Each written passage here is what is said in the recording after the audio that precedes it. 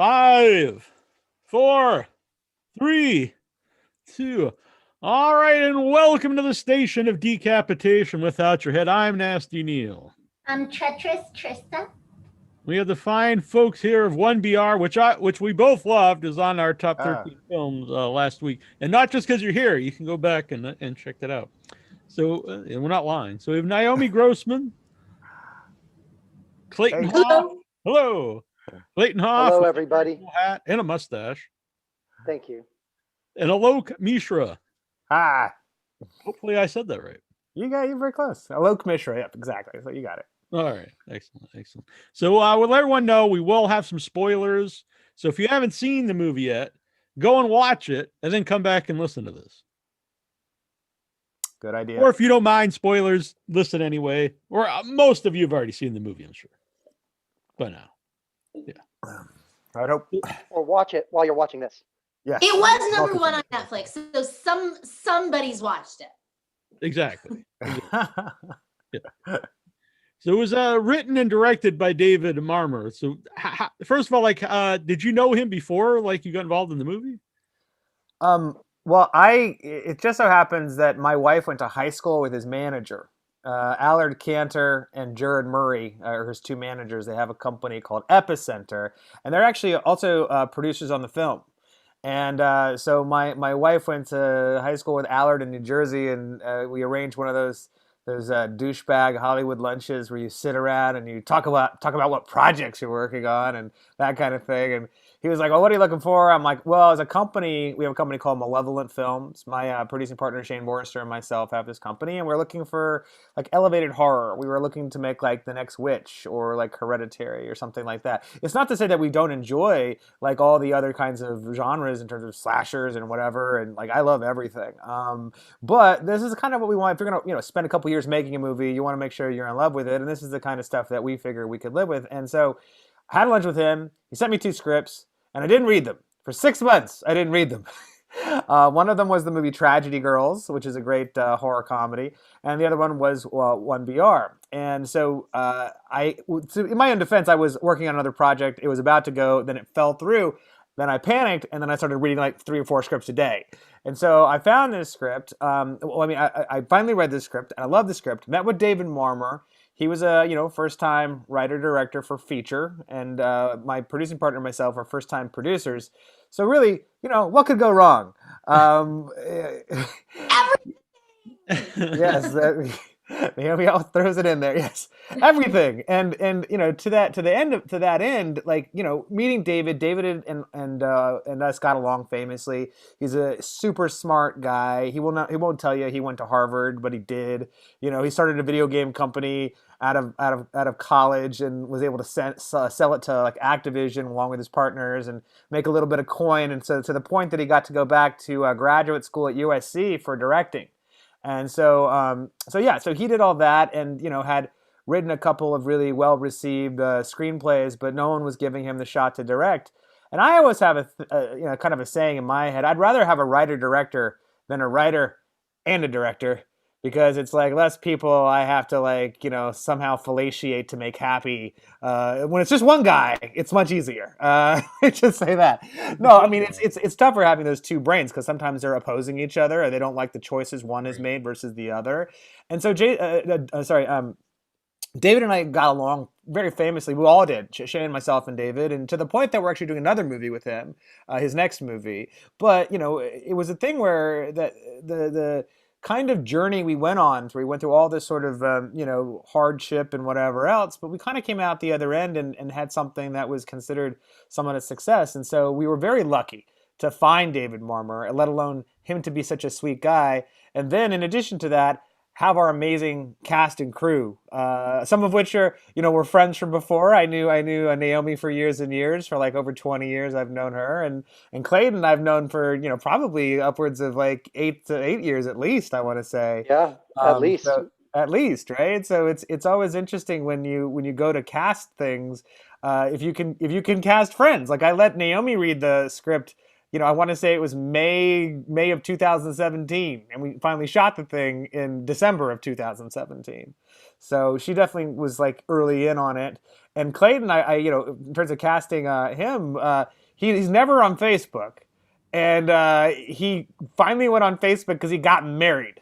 And it's right when we were casting, and for some reason he wasn't on my radar. I don't know why. Forgive me, Clayton. But then I saw his picture on Facebook, all like dressed up and married and everything, and I was like, "Holy shit, that's fucking Lester! We gotta fucking bring him in right away!" Like, it was so funny because he's like, "Oh well, I'm taking some classes today. I don't know if I'll get to it. I'm doing my other job," and like but he did. He read for it at like 2:30, 3 o'clock in the morning. His lovely wife helped him put a self-tape together. And we saw his tape on a Sunday morning, and by like Monday he was hired. Stuff, I want to say, right? Is that about right, Clayton? That was a great timeline.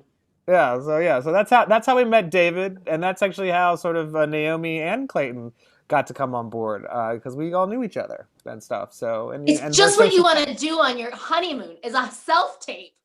Right? Yeah. Oh man, it was amazing. The artistic endeavor was just. Good stuff. Anyway, so that's. You're already. It's like when it rains, it pours, right? Like you just got True. married, and then you got a movie. Exactly. It all came in just like clockwork. It was kismet. It was fate. Exactly, as they say. Kismet. But I don't know if I answered your question. I think I've answered like 3 questions. Yeah, no, I think, but I'm very long-winded. Yeah. No, that's a lot better than yes or no answer. I can elaborate. Okay. Alok brought me the script, maybe the spring of that year. More just like as a friend, like, hey, would you do this? Would you watch this? Would you, do you just like as a confidant, should I, give the next couple of years of my life to this? Yeah. And I was super gung ho because, it's, the script is the bones, like that's like the blueprints, and you do not have a house if you don't have a solid foundation. And so, from the very beginning, I was like totally on board, team David Marmor. He obviously knows what he's doing. So I was like, yes, and I am. I wanted to be all the roles. I wanted to be Sarah and Janice, and you name everybody. But alas. But then I got a call in November of that year with an audition, and I was like, wait, I thought I was already in this. And sure enough, I showed up. It was just a formality, but they didn't tell me that. I just know I all of a sudden got a call from my agent to be at such and such place at such and such time. And I walk in, and who's my reader? Alok, who I've played Drunken Trivial Pursuit with forever. And his game, by the way, is he will read the questions, and granted, we're drunk, but he'll read them in such a jacked up way that even if you knew the answer to that question, you don't by the time he's finished asking it. So, and that's how he reads with actors. It's some messed up stuff. So my hope is that in the next movie, first off, I would love to just not have to audition, but even if I have to, let's get a reader in, because these indie movies, like the producers have to wear all the hats, but that's just one hat that we need to pass. We need to pass to it. I agree. Yeah. I also never want to appear in any of the work that I ever do again as an extra. That would be very helpful to not have to do, because sadly. For anyone who has not seen the movie, I highly recommend you watch it. First of all, memorize Alok's face, and then watch the movie. Well, he has a slightly different COVID hair. Yeah. We all do, for that matter. But watch the movie and pour yourself a weak drink, and every time you see Alok, drink. And I guarantee you'll be sloshed by the end of the film. It's a tight 90 minutes, and you'll still be drunk as a skunk. Yeah. He's in like more frames than Janice, if you can imagine. I mean, sadly, I did not want to be at all. In fact, I'd be sitting at Video Village like a normal producer would do, and they'd be like, we didn't have some extras show up. You and Shane, you get in there. Why are you wearing a shirt with logos? you know you're going to be in this movie. And I'm always like, I don't know I'm going to be in this movie. I hope I'm not in this movie. I want to sit like a real producer at Video Village and watch the footage and make sure there's no mistakes, you know. But, you know, it happened and it was not that bad. But, you know, next time, hopefully I don't have to do that. But there's a lot of things I'd like to not do next time when I make a movie. So we'll see. Yeah. How about Clayton? Like, when you read the script, what did you think? And did you have to audition as well? Yeah, well, I got the script after I had auditioned, after I booked it, and I read it on a flight to New Orleans. It was like, I think, actually, excuse me, no, I got the script before.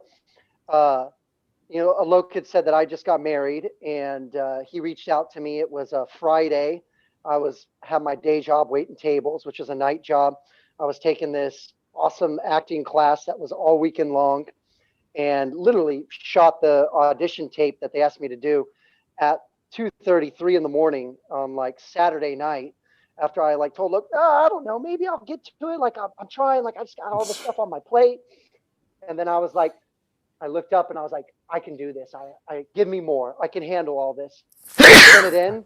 Bless you. God bless you. Thank you. Sorry. And read the script on the flight to New Orleans, and I loved it. It was really cool, really heady, and was on Frenchman Street in New Orleans, like 10 o'clock at night, already probably 4 beers deep, and listening to live music on the street. Get the call from Mishra saying, "You're in, buddy. You're getting in there." And I just remember doing a little dance on the street. I was with my sister-in-law, my wife, and my sister-in-law's boyfriend, and that was all she wrote. Then, you know, I think I was on set like a week later. It was very fast. It was a very fast process. And I read there was a lot of like crazy things happening before you even start to film the movie. Oh yeah. I mean, yeah, we had a lot of, you know, I mean, I'm sure that other productions go through similar things, but I think for us, since it was sort of our first film and there was like an inordinate amount of like weird shit that happened, that it became that much more kind of, you know, personal, and it made a thing for us that we would try to like get through it no matter what. And it also, you know, didn't hurt that, I mean, it helped that like I had like mortgaged an already paid off house allegedly. Yeah, so I was like, all right, we got to make this happen no matter what. Yeah, we lost like our 3 main leads, like, you know, a Monday before Thursday when we were going to start I shooting. offered to play all of those roles. If only we had listened to her, I mean, you know. But yeah, we had Yeah, Nicole Bryden Bloom sadly wasn't the first person that was cast as the lead. She was our first choice, I will say that. But this other actress, and I can't say who because of libel and different shit like this and whatever. But she, this young lady, was a fairly big TV person or other, and you know, once we got her on board, we're like, we're already in the black. Like, we won't have to shoot anything. We're already in the black. And like, you know, our director was very hesitant about this whole thing. We literally had to like corner him in office and put a gun to his head and say, listen, we'll fly you up to, you know, whatever place in Canada this girl's shooting her show, and you can go up there a couple times, work with her, and then see, because you'll be able to do it. I know you'll be able to do this, David. And so he begrudgingly agreed and felt good about it at the end of the day. Like, he felt, okay, this is going to be fine, da-da-da. And then, you know, we're sitting in a Gelson's Market, which is like a fancy, bougie, like, think of Whole Foods, but even bougier in some ways. like clear across town. Like, yeah, you literally road trip for that bitch. Yeah, Just well, saying. we had to go get some feminine energy drink. The company, it was part of the thing on her rider that she needed this, and we'd actually talked to the company that makes said energy drink, and they were sending us a whole truckload. They literally sent us a truckload of this stuff, but it wasn't going to reach until 3 days into production. So we basically, the other producer and I talked about wearing, like, you know, stupid hats. We put that hat on and drove to Marina Del Rey and got a case of it and asked the manager to go in the back and look for some more, because I didn't think a case is quite enough for this young lady to, like, you know, to drink all her feminine energy drink in 1 day or 2 days. So he went back in the back to get some more, and meantime, her agent called and said she was out. Didn't give a reason, just told her she's out. And here's another thing you may not want to do as like a first-time filmmaker. if one of your leads is like, oh my gosh, like this is like my friend over here, friend, boyfriend, allegedly. I don't know what this guy was, allegedly. I don't know what this guy was, but he was on some CW vampire show, piece of shit show I've never watched in my life, nor would I. And well, we were like, well, listen, if he's good enough for the CW, he must be good enough for us. And so we said yes to him. Well, in the same, breath of getting the call from her, we get a call from him. Oh yeah, he's out too. And we're like, well, what the fuck could happen now? We go to the bar, because that's what you do when you're in that situation. And we sat down. We told the poor manager of the Gelsons, we don't need the energy drink. We don't even need this energy drink. We gave it back to him. And so we went to the bar and sat down and tried to regroup. Meanwhile, we get another call. The woman that was originally supposed to play Miss Stanhope, her husband has collapsed, rushed to the hospital. He's dead. So now she's out too. So we lost like 3 people in the span of a couple hours. And we're just like, are we cursed? Like, what do we do? You call Naomi. I didn't even have a writer. I mean, if we had just listened to, the gods or Naomi Grossman, we would have been in much better shape. But that all being said, we pushed all the shooting back a week. Instead of starting on the Thursday, we pushed everything back to the Monday. And now we're on Friday before that Monday. And we're like, still haven't found the Miss Stanhope character and still haven't found the Brian character, like our male lead. And so I'm calling around to everyone to try to get people to send me like older lady reels of their work. And I find one of them, and it's Susan Davis, who is great, old pro. She was the mom in War Games. She's Robert Altman's cousin. She's been on everything from the Rockford Files to like Darren Boozman movies and stuff. And so I get her reel, and there's a number at the end of it. I call the number, and it's her. It's not her agent. It's not her manager, as I thought it would be. It's her. So I'm like, I know this is really inappropriate, but I'm gonna pitch you the movie, and then I'm gonna pitch you us. And so I did, and she's like, well, I've never been in a horror movie before. This sounds interesting. This is like 9:30 in the morning on Friday. By 11:30, we signed her. So that was taken care of. But now fast forward to like 6:30, 7 o'clock at night, we still don't have the Brian character. And we're sitting in Barney's Beanery, drinking, and also calling all our friends in the industry to tell them, like people like Jason Blum and like his like head of post-production, like they were calling around to like CAA and ICM and trying to beg them to stay open for our little movie, because they would normally not give a shit. And we finally get a call from Gersh, who was really, a great agency, really instrumental in helping us with this movie. And basically, Giles Maddie, who plays Brian, has said yes. And what we found out later was he was driving down the coast from San Francisco to like LA, and he pulled over to the side of the road and then read the script on his phone. But the only part he read was his own part. He didn't read the rest of it. And Naomi tells me this is quite common. I, of course, was offended. But I was happy he said yes. And I was like, oh my gosh, we're shooting a movie on Monday if everyone shows up. And so, yes, that was part of the post-production headache. We also had fires that like almost burned down our offices. And, it was a lot of mashagana that went into the pre-production of the movie.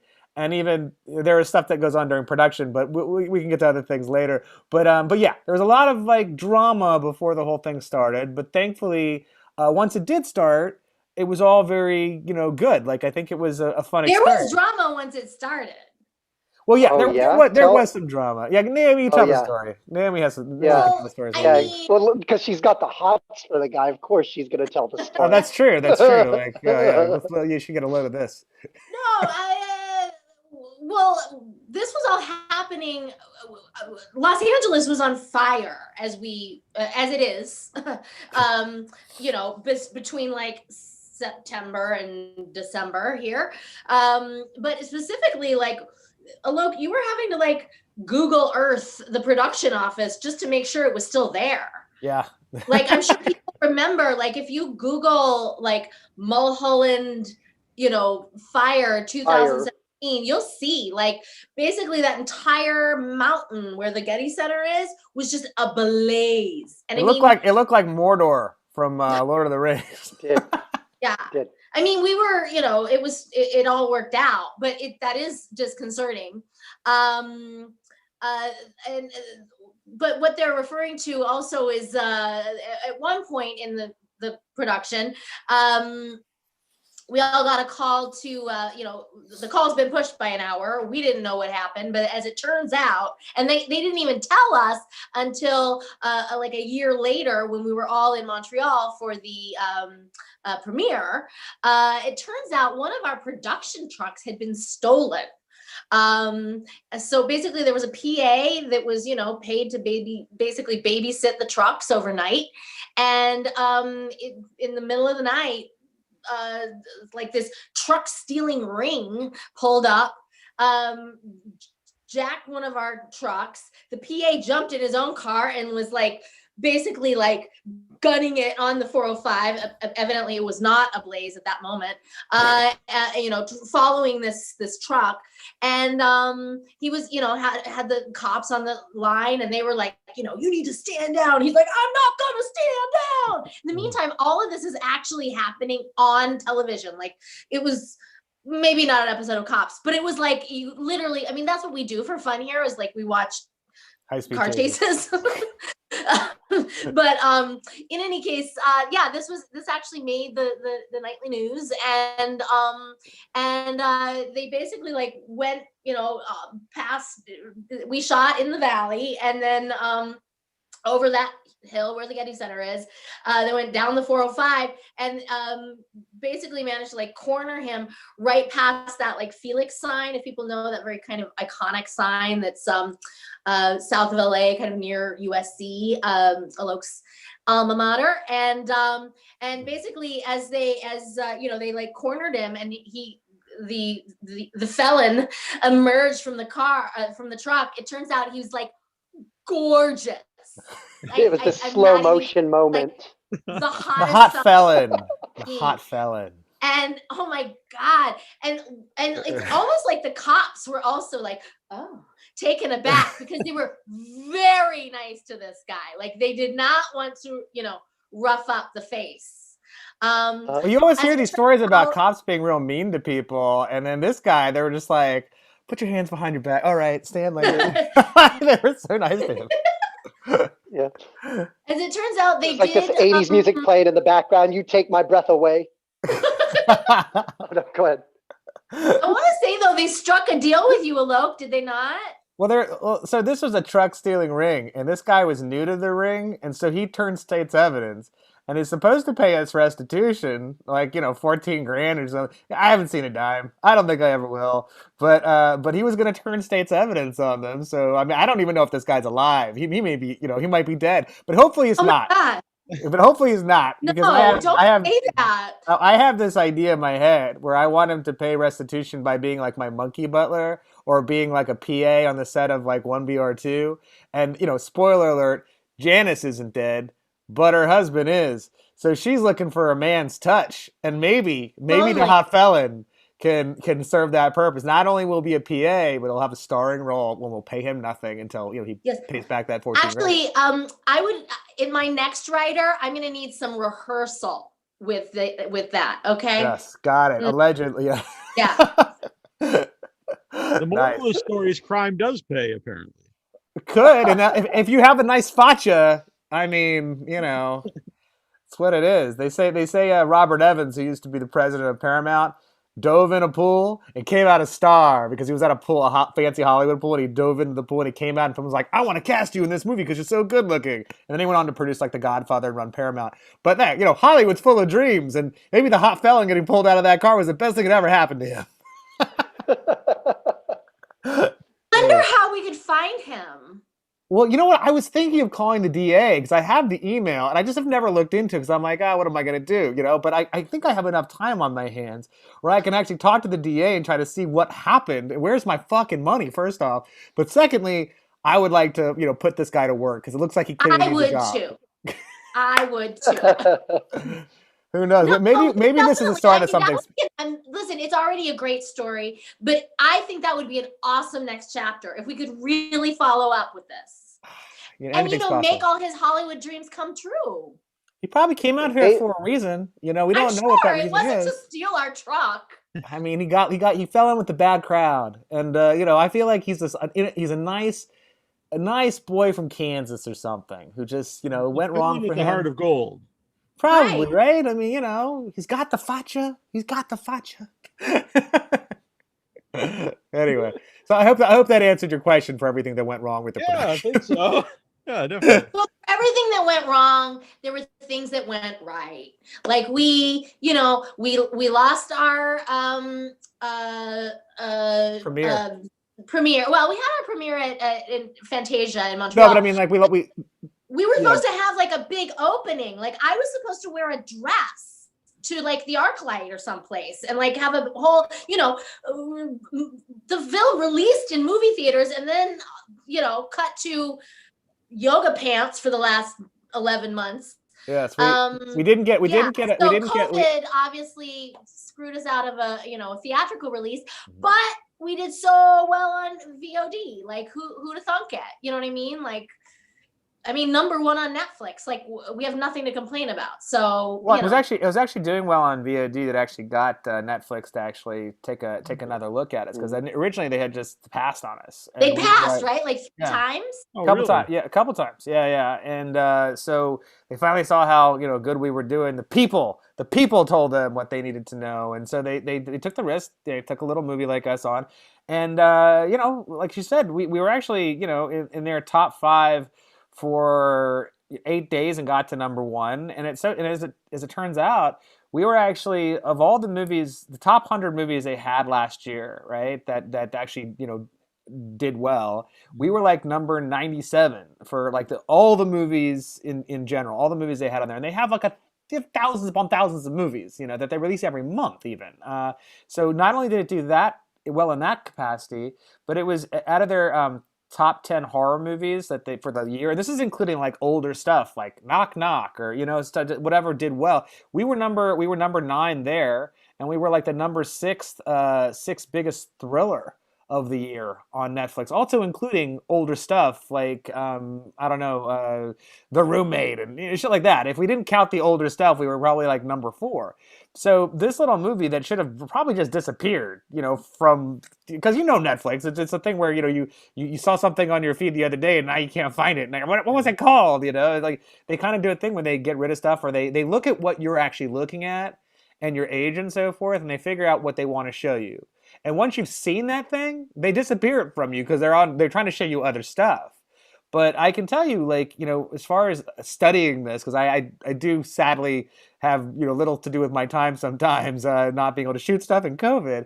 But I look at it every day and like, we're literally in 8 categories every day for Netflix. Like we're in eight different subsections of horror, 6 different subsections in thriller. For their overall, we're in like 4 or 5 every day. And this is if you haven't watched it. If you watch it, you'll never see this. But like if you haven't watched it, then you'll notice the different places you're in. So it's definitely got enough sort of traction where people are watching it with consistency and telling their friends, so that we're still in these categories, if that makes sense. Because the truth of it is that, and God bless Netflix, they're a great partner and everything, but the truth of it is that they don't give a shit about your little movie that they acquired. They care about Project Power, that they spent $86 million on, and that they want to like make it do well because they want Jamie Foxx to come and do another movie with them. And they know that movie, not our movie, is the thing that drives subscriptions for them. Right? And so they want to hype that movie. That's across all their social media. We were on their social media maybe twice.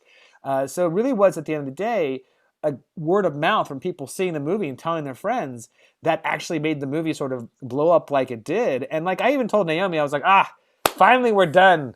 We're not going to do any more podcasts. We're not doing this. And she's just like, honey, this is just the beginning. And that was fucking January, and we're still doing like 2 to 3 podcasts a week. I love when Alok impersonates me. He always sounds like an 80-year-old truck driver. Hey. Like I don't smoke. Like why am I the Marlboro man?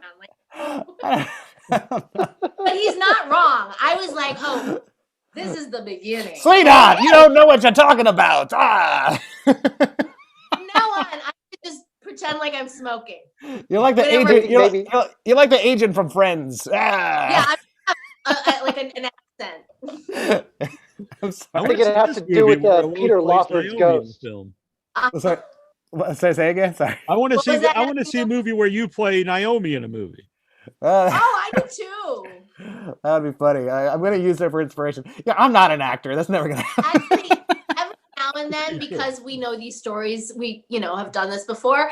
Every now and then, a local, need to pee, or his dog will be barking, and I'll like take over the story. And I literally I know it by heart. Like I can, and he can pick, I pick right up, and then he picks right in. So yeah, we can, if there's ever a story that you want to hear, like me tell versus Alok, or even Clayton, feel free. I know him. I know. Yeah, I know them. They're very well rehearsed. It's like almost like improv, but not. Well, one thing when you were talking about Netflix being in different categories like that, and I know that you, before you started producing movies, you did market research. So was that something you thought about this particular movie, that it would fit in different genres, so it could? Well, we didn't to a broader audience. We didn't know. We didn't quite know how it was going to land, but what we did, so we tested the movie a couple of times, right? We did 5 test screenings of 20 people, and they were all friends of friends, right? And okay, it was by no means a scientifically legitimate test screening. We weren't doing it in a theater. We were doing it in my living room. I think I bought fried chicken and beer and wine for people to drink, which would never happen at a test screening either.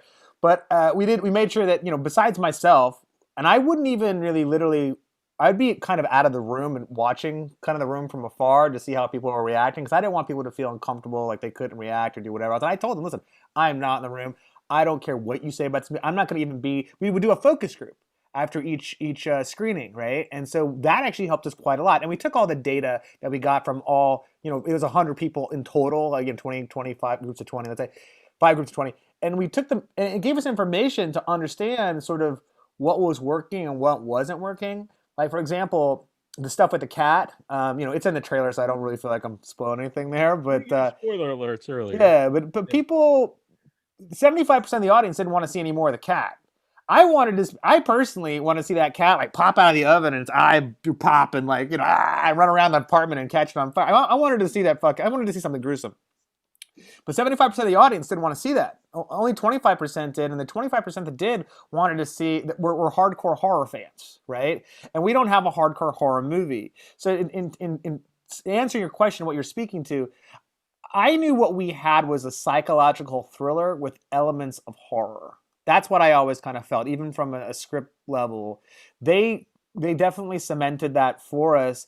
And, we had sort of debates with, with certain people about if Rotten Tomatoes mattered or not for this film, right? We have a great partner in our distributor, Dark Sky. They're amazing.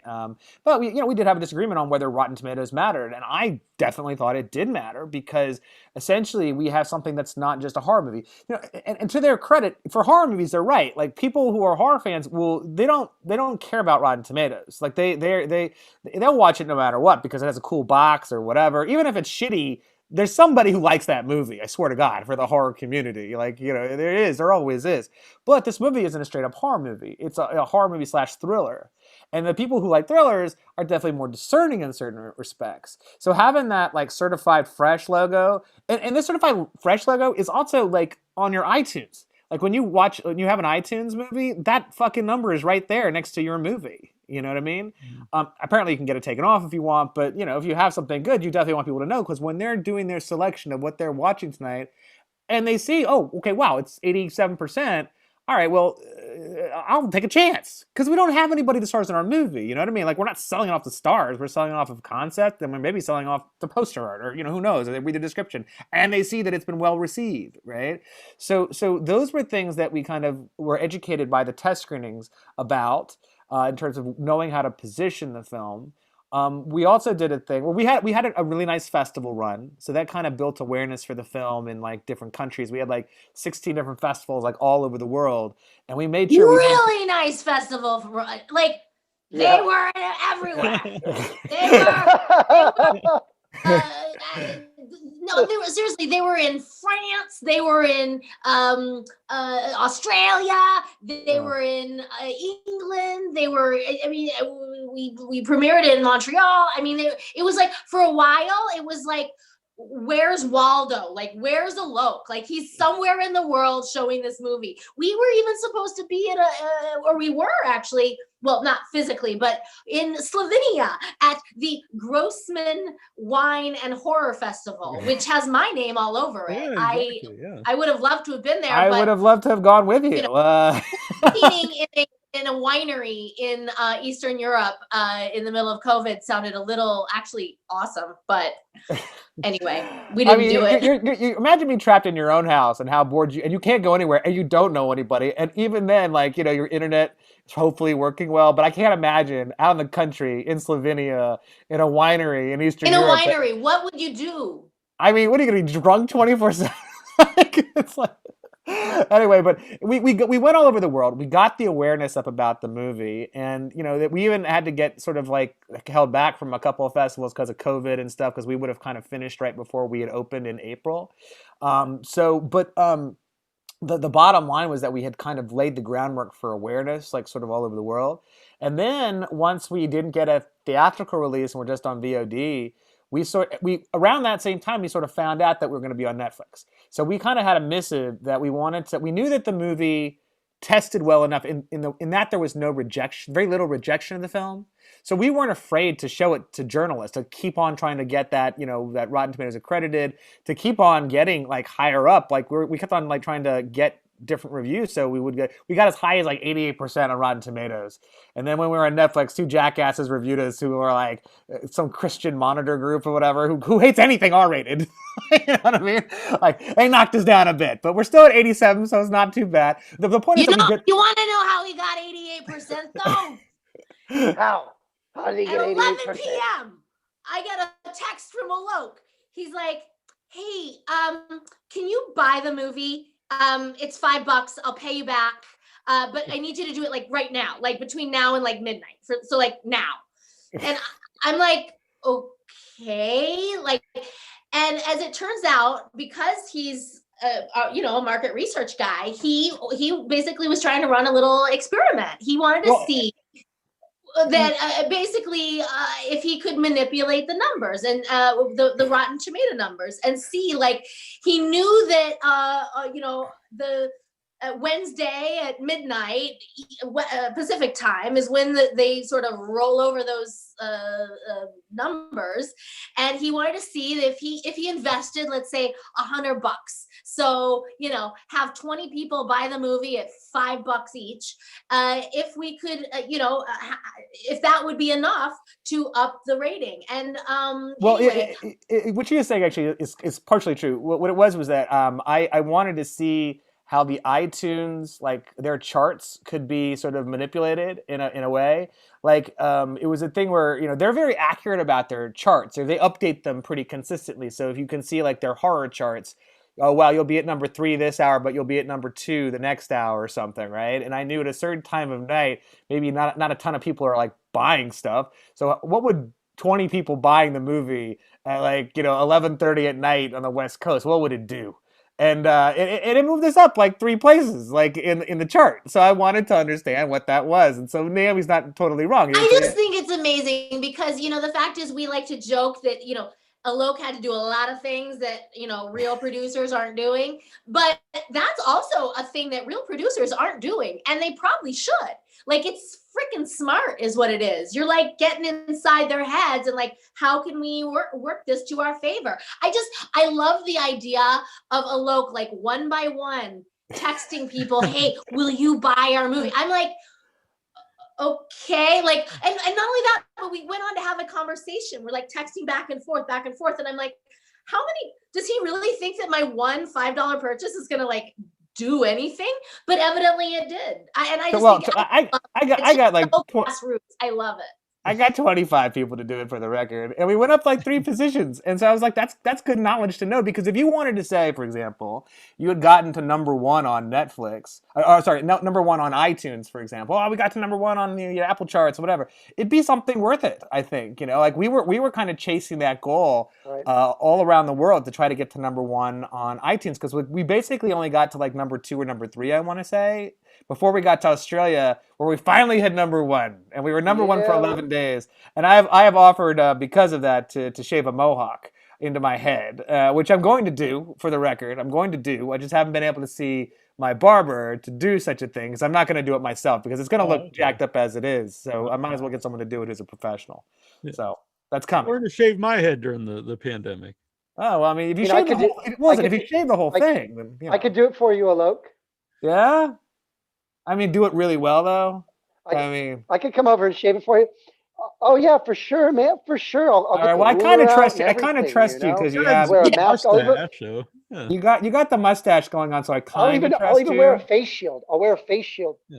All right. Well, this is Yeah, sounding we more could live attractive, stream and it, you know? it's much. Well, we could actually, and it'd be cheaper than hiring my barber, because that fucker's going to charge me full price no matter what. That son of a bitch. I like the fact that he has a nice Exactly. mustache. They charge you the COVID To price. be able to cut your hair.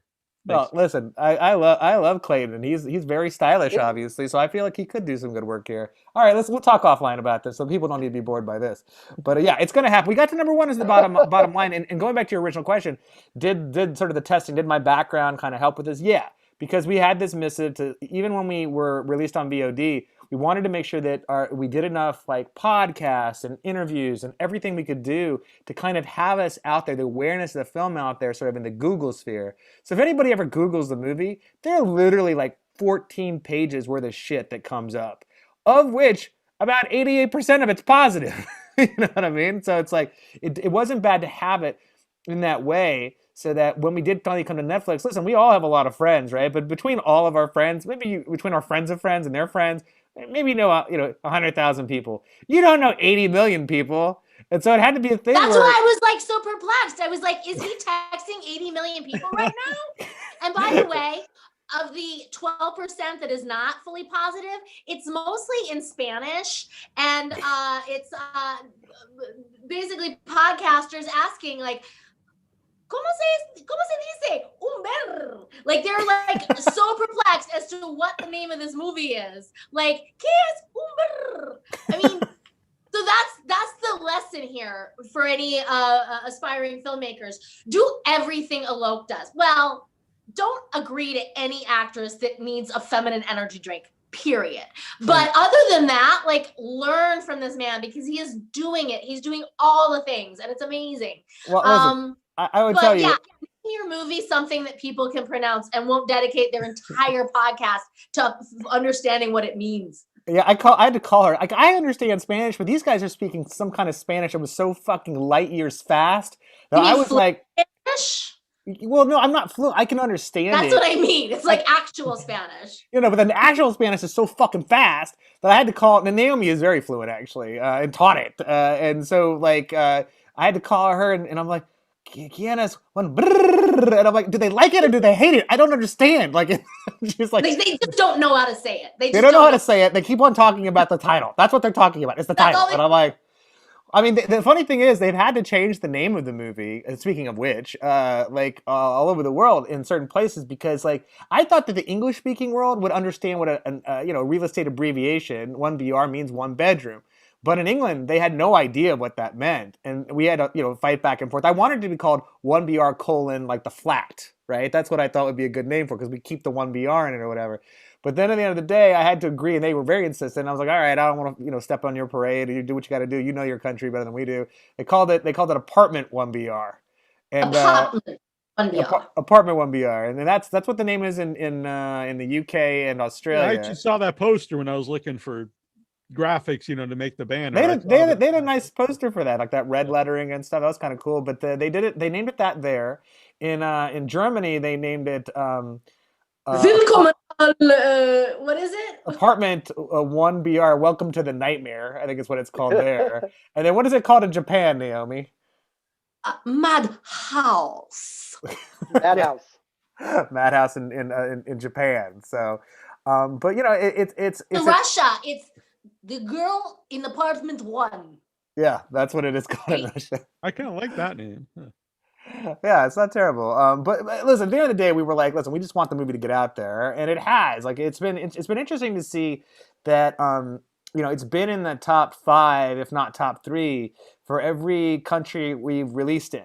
Like we just released in the Middle East on this Tuesday or Monday or whatever it was. They're a day ahead, so it gets all mixed up to me. But But Saudi Arabia, Oman, Qatar, what's it called? UAE, Lebanon, all these places, Jordan, and we were in the top 3 for even number 2. I want to say for UAE, Egypt, and Saudi Arabia already. It doesn't matter what the language. People seem to have been drawn to this film and like it and tell their friends, and so that's the only reason it's been able to achieve sort of what it's been doing. I'm really interested to see how well it does there, because women aren't really supposed to like have rights there. Never mind like be able to live in apartments alone, or they become more open in like Saudi Arabia and stuff. Actually, I had a young lady who told so the only place the movie ever premiered in a theater, really, besides like the festival run, like right now, let's call it, is actually in like United Arab Emirates, right? And they told us like, we were playing against all these like Wonder Woman opened up early there and stuff, so we were playing against shit like that, and we were like the number 12th movie in the country. So I was like, all right, that's not bad. Like it made like 17 grand across the 3 theaters we were in, and their theaters were at low capacity, so it wasn't like they were filling the whole theaters. It was just like you could have 20 persons in a theater is the idea, and so that. So it did fairly well, and a young lady actually who was like on a sort of a girls' night out with a bunch of her friends. She wasn't wearing the burqa or anything. She was just having a great time watching the movie, and they decided based on the poster whether they wanted to see it. They didn't even know anything about the movie, and they're like, "Wow, this is great!" They tweeted us, and I was like, "Oh, that's so nice," So it was a cool experience that it got to open up in theaters at least in one place in the world, and it's now it's on VOD and it's doing well. It would suck if they wwere like, "Oh yeah, that's just life. We just nail women to walls." Oh, I hope not. Because that would make for a really boring movie if they were like, "Wow, this is nothing. This is nothing." You should see. You should see. My friend Harriet, No, we're joking, of course, but we're I know, yeah. Yeah, we're very thankful this is very popular in Qatar and the Arab Emirates. Well, we're very thankful that they're responding to the film. Let me just say that, and we thank them 1,000 times. So that's what. Are we? What I would say. Can we know how many people are? I mean, are there people watching right now? Are you able to see? You can look at. Oh yeah, there's a lot of people in the chat room. A lot of awesome. Are they all Arab and hate me now? I do not know that. I cannot see. Okay, good. No, I don't think they earlier. Are. Ashley liked that there was a Morador reference. Nice. Officially my new favorite person. That's funny. But listen, at the end of the day, it's actually done. Back to my point, it's done well despite language barriers and maybe even cultural stuff. Like I think people enjoy a good sort of suspense thriller that's not afraid to kind of take it to the edge. I mean, the one thing people don't like about the film is that we killed a cat. And I swear to God, like we get so much grief over this. Like the number 1 comment on Amazon is like, "I watched until they killed a cat, and I watched no further.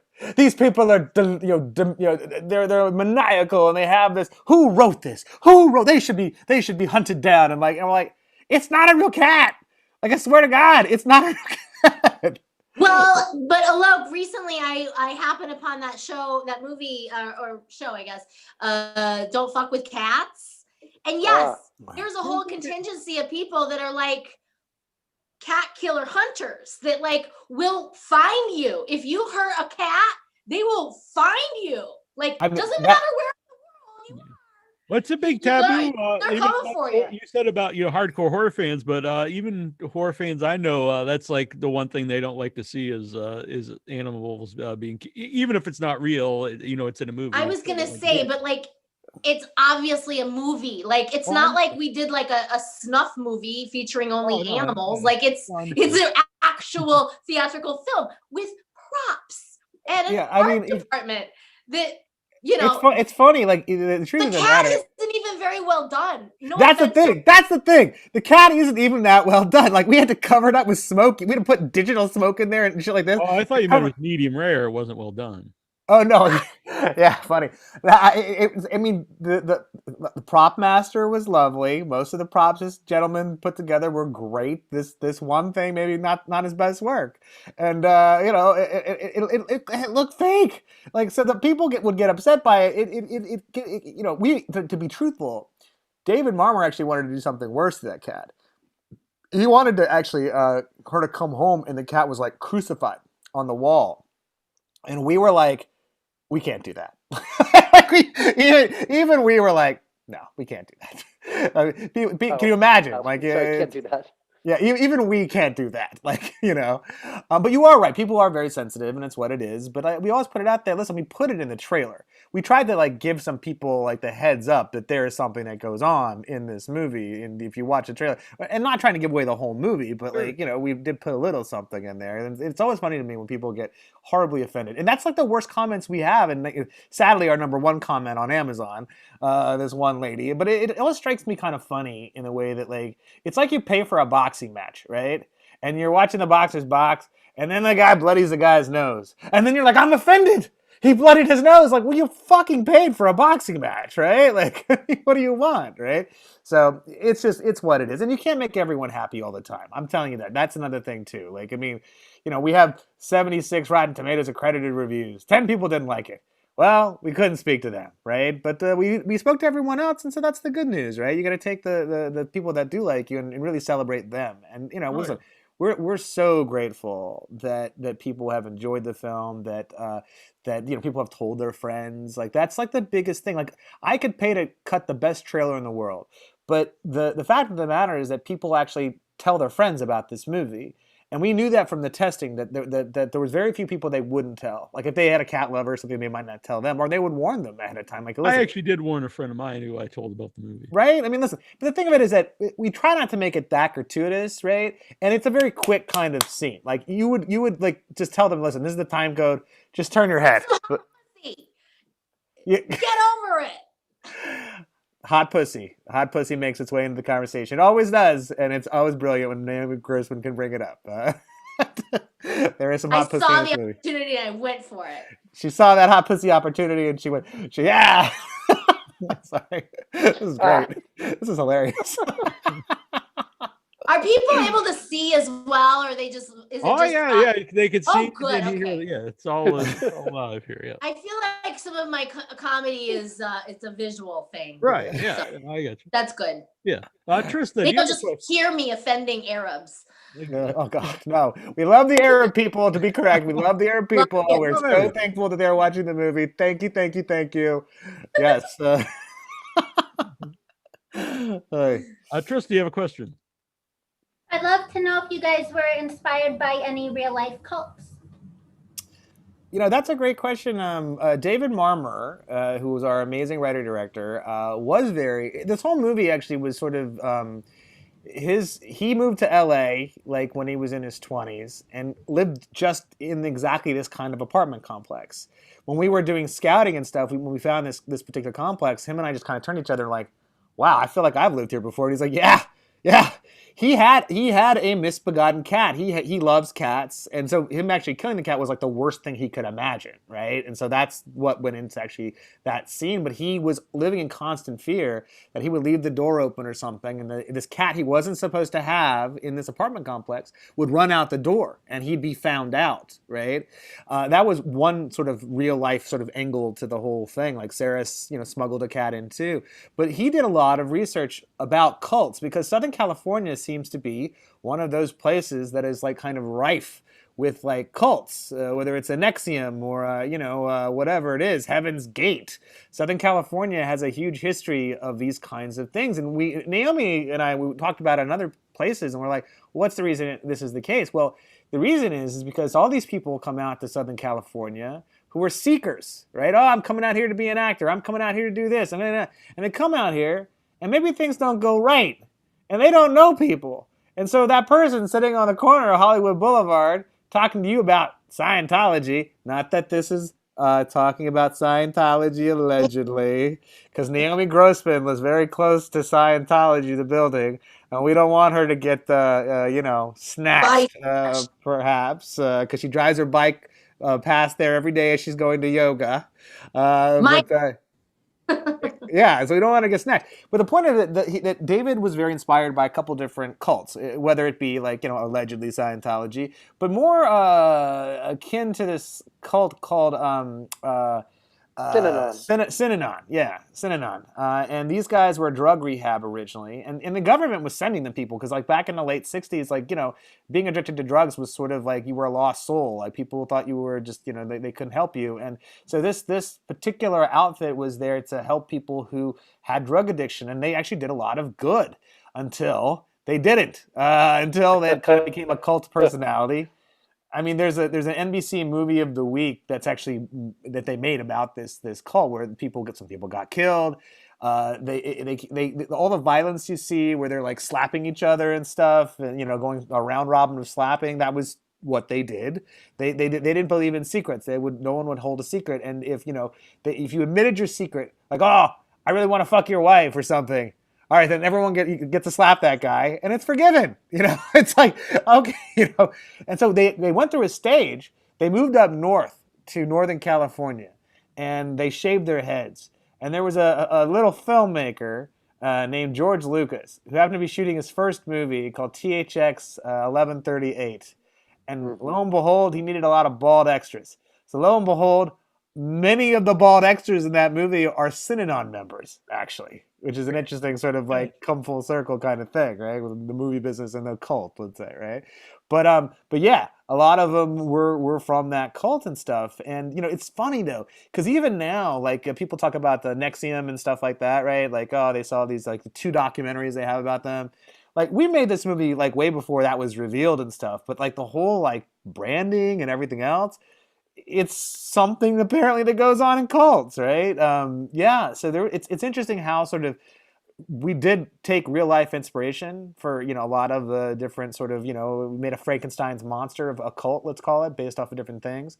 But the funny thing is this too, we made it so that hopefully it's believable in the way that you can almost see their point of view, right? Like, you almost see, like, these guys didn't try to sexually abuse Sarah. Like, everyone there's certain people that, watch this movie and they're waiting for that to happen, and it doesn't happen. Like, these guys genuinely kind of care for their I think members. The best villains are the ones in their mind they're doing the right thing.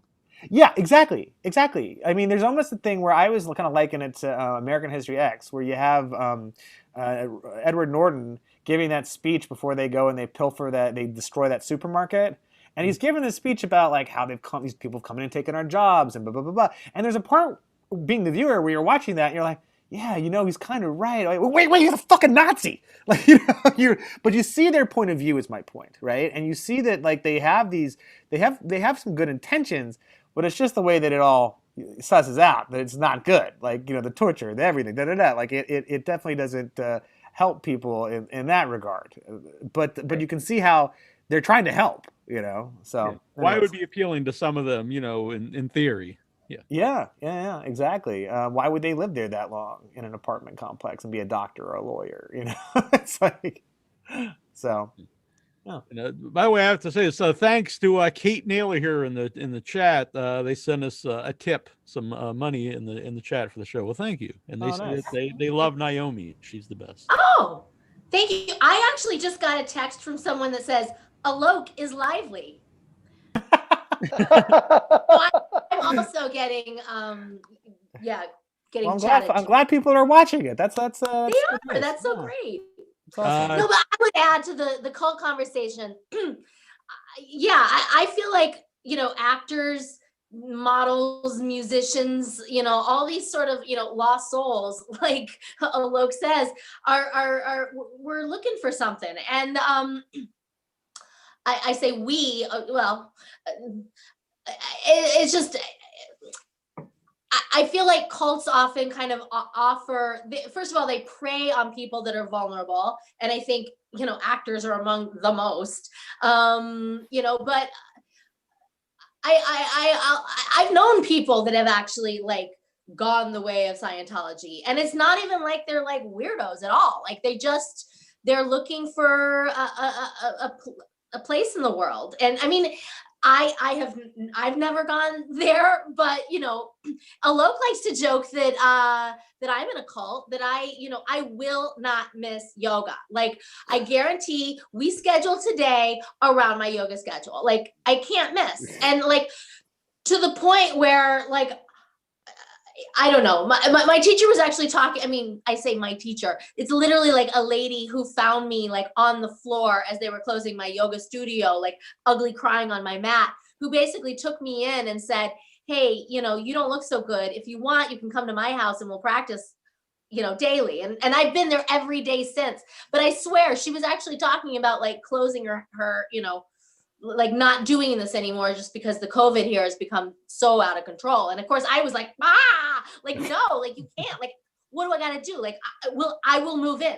I will move in. I will, you know, I'll find a renter to, you know, take over my mortgage and I'll move in. Like, that's how far I've drunk this, you know, yoga Kool-Aid. So, you know, it happens. Like, well, there's even, people, I think there's even like acting teachers who've done a thing where like, okay, not only am I going to teach you, but you have to be committed to me heart and soul. And also we're Scientologists, by the way. So you're going to have to do that too.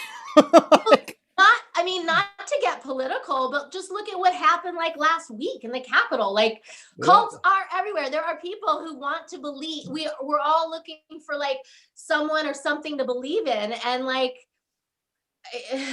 it's you know, whether you want to call it a cult or a yoga practice or a political leaning, like whatever. It's yeah. You know, I want to mention Clayton's character when we talk about cults. He's the character in the movie, besides the main character, obviously, that has the most conflict with, you know, being in the cult, and also has a very interesting story arc.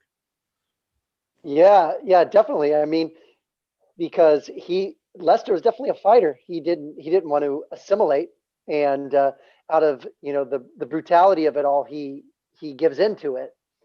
So you know, he ends up showing his true colors, that he still has hope in escaping, and